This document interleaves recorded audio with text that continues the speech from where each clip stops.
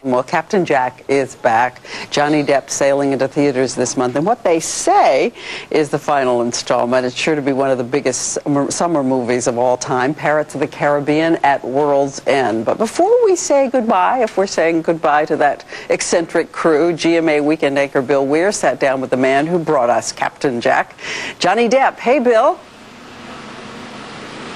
Hello, Diane. Good day for windsurfing here on the Thames. Greetings from London. And yes, I actually sat down with John a couple of times yesterday to talk about the amazing fact that what started as sort of a sketchy premise, a movie based on a theme park ride, has turned out to be a monster franchise, thanks in large part to his interpretation of that certain character, Captain Jack. I always knew you were a good man. When last we left Captain Jack Sparrow, the romantically ambiguous pirate laid a rather unambiguous smooch on Keira Knightley and was promptly eaten by a giant squid. Hello, beastie. You know, naturally, what happens in life.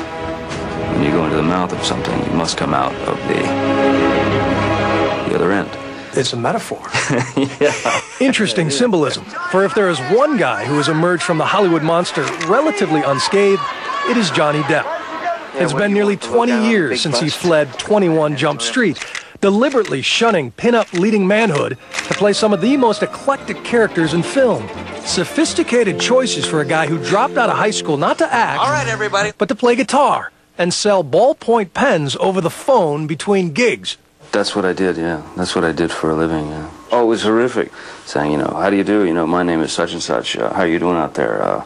You have just become eligible for to receive this trip to Greece, you know. You promise them a trip to Greece and then sell them. Yeah, and then they order like a gross of pens or a couple of gross of pens, you know, with their name on it. Hideous. He did date a few starlets through the early years and trashed a few hotel rooms, but after settling down with French actress Vanessa Paradis, he mellowed, became a father, and his work actually got more playful. He reinvented Willy Wonka and earned Oscar nominations by playing the creator Peter Pan and creating a pirate that is equal parts Keith Richards and Pepe Le Pew. You stole my boat. That interpretation is now the center of a multi-billion-dollar franchise, which culminates at World's End in a high-seas battle royale. All told, Depp spent 2 years playing out a little boy's fantasy.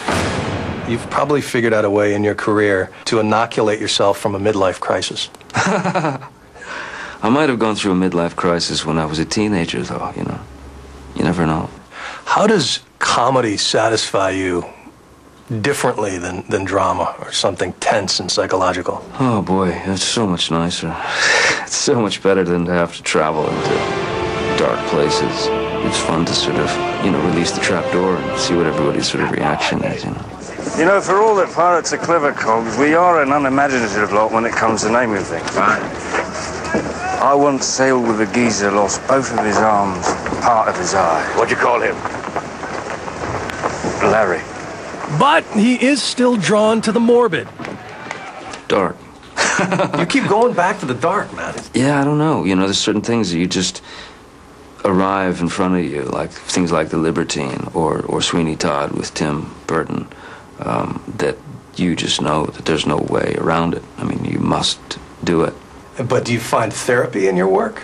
You definitely do. But, you know, you find therapy in life, in anything, in family and your kids. And he means that in more ways than one. His 7-year-old daughter recently fought off a near-deadly infection, and he shut down filming of Sweeney Todd to spend a week at her bedside. As any parent would feel, it was extremely frightening, you know. She's doing really well, and she's pulled through beautifully and perfectly, thank God. So, yeah, no, everything's good. Are they your focus group? Do you line the kids up and say, all right, Daddy's going to do a little pirate for you? The funny thing is, my kids now, they like Captain Jack and they appreciate Captain Jack and they laugh at Captain Jack and stuff, but at this point they started to ask questions, you know. They want to know the motivation. Listen to me. Yes, I lied to you. No, I don't love you. Of course it makes you look fat.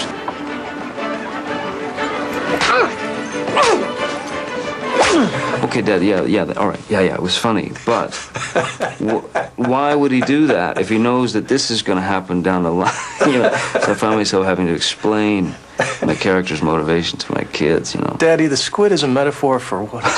Yeah, exactly. He tells a great story about his daughter at one point telling a waitress in a restaurant, "My daddy's a pirate." How about that? Keith Richards actually makes an appearance in this, the third installment of the franchise. The Rolling Stone guitarist playing Captain Jack's father. The movie opens on May 24th, and of course we must mention the movie is produced by Disney, the parent company of ABC, which means you should all go see it so I can pay for my hotel bill here in London.